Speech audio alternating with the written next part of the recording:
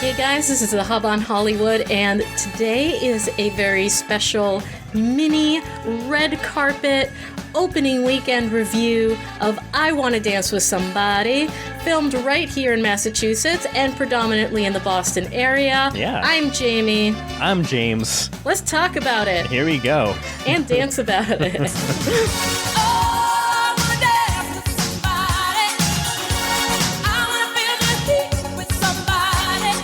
So, Jamie, you and I were able to watch I Want to Dance with Somebody during a special screener here in Boston. And it was actually, just to start off, I know I told you at the screener there wasn't a dress code, but apparently a lot of people didn't get that memo because they dressed up with their best gowns and suits and everything.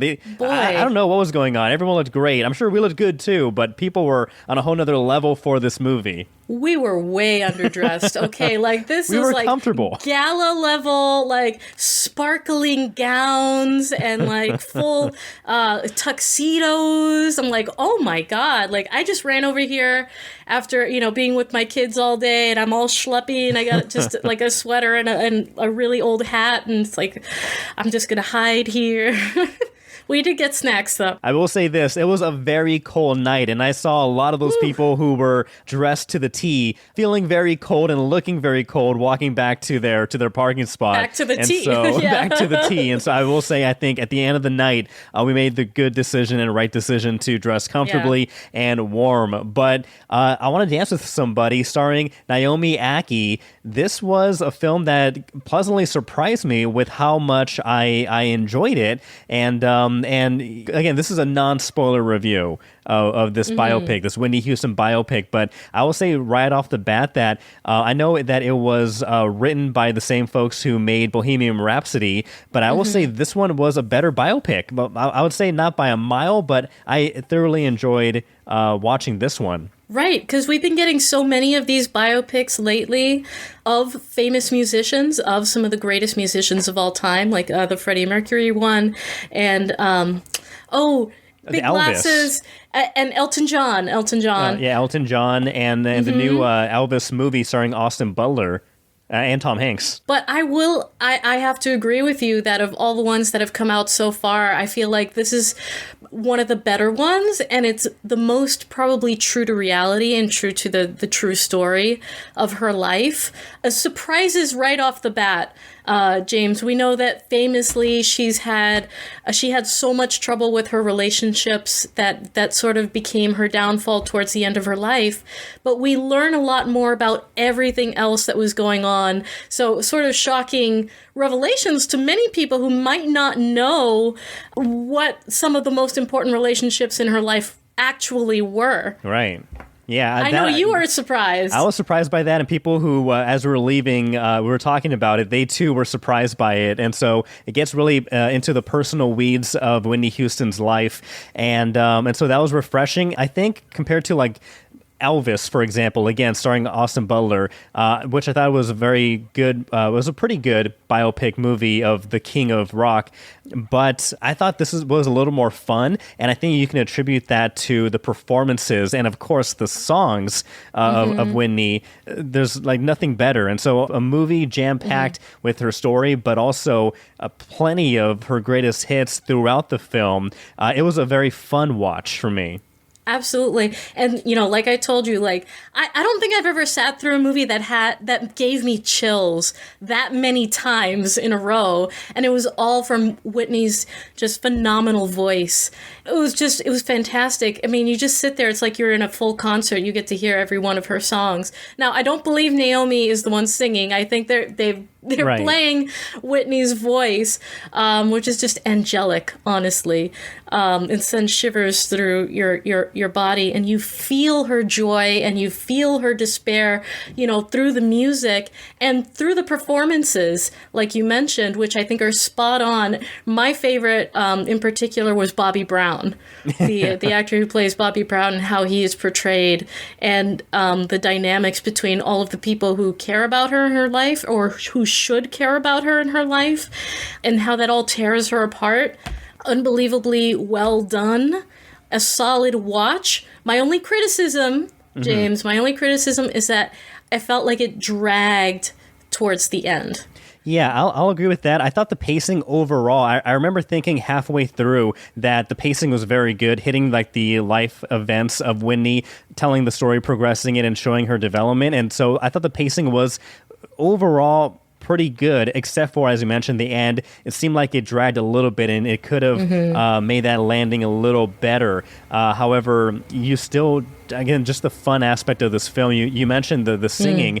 Naomi Ackie, she did a little bit of the singing in some of the more intimate moments, but overall, it was Whitney Houston, her songs, and that were remixed for voice. the theatrical experience. However, Amazing. I will say the lip syncing was extremely good. Spot on. And because I had to look up, is she actually singing this? Because I could believe, somebody having a really good voice, but like this is a whole nother level if it was the actress actually singing herself. Turns out she didn't. But I was fooled halfway through the movie. I'm like, they really cast this perfectly because she's an amazing singer because it looked so real and accurate. And apparently in an interview, Naomi said that on set she would actually be singing on set so it would look as realistic as possible. So that's going to be the funnest. Yeah, that's going to be the funnest job ever. It's like, hey, you're just going to sing Whitney Houston songs. It's like, yeah, I can do this. Like, as long as they're not using your actual audio,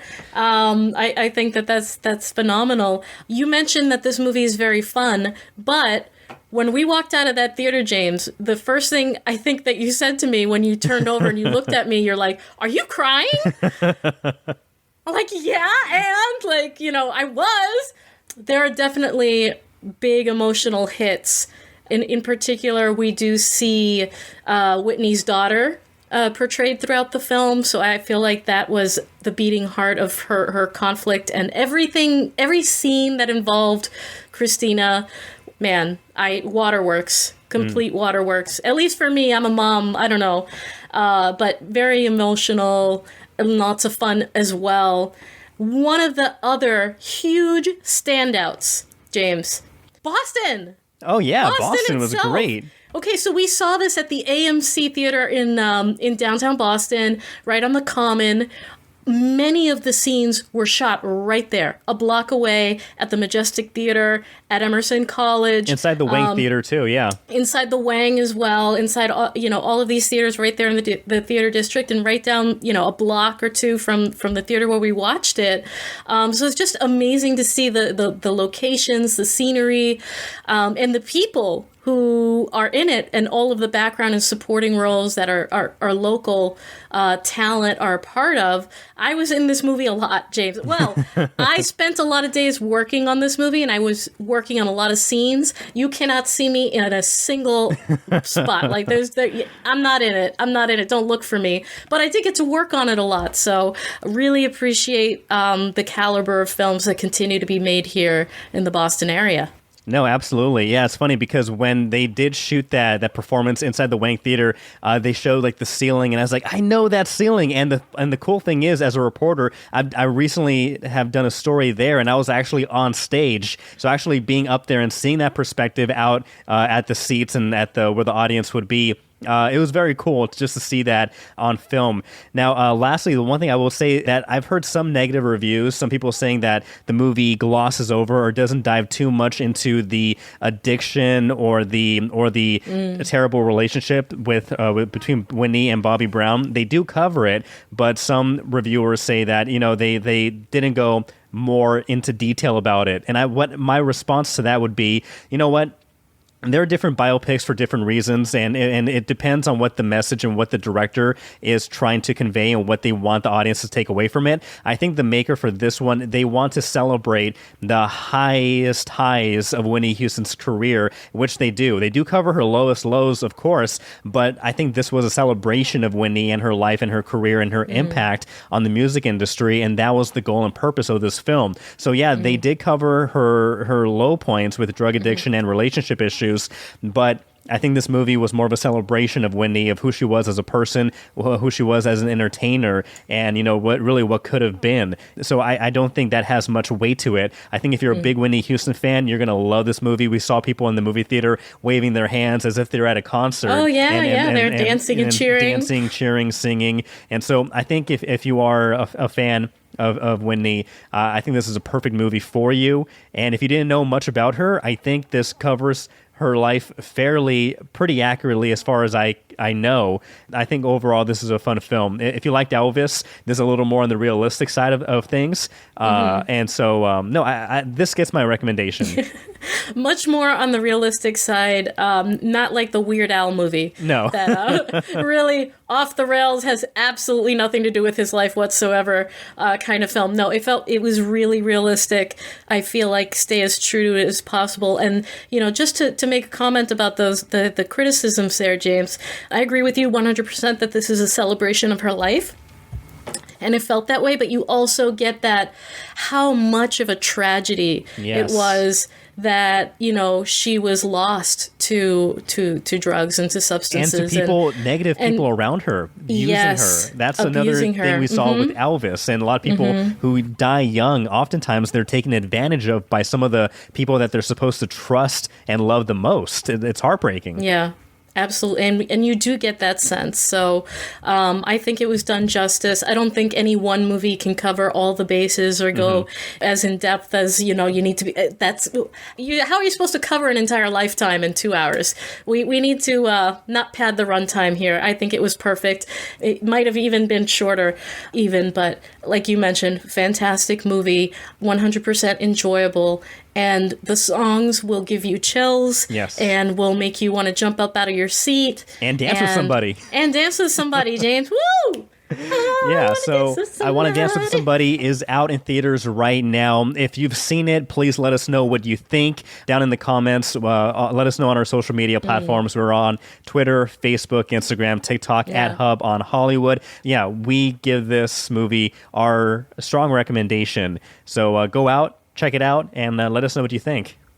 And if you're in it, give us a call. We'll put you on the Hub on Hollywood. We want to talk to you about it. Yeah, if you are in I Want to Dance with Somebody, because I know there were people at the movie theater, the screening that we went to, as they were leaving, they were talking about how they were in there. I think those are some of the people that dressed up very nicely, that dressed up for the film. And so, yeah, if you were there at the screener, if you were in the movie and you saw yourself, comment down below, and we'll see if we can get you on the Hub on Hollywood. Catch our full episode over the weekend coming out, where we're going to be talking about a lot more cool stuff. But until then, like he said, he's James. I'm Jamie. Bye. Bye.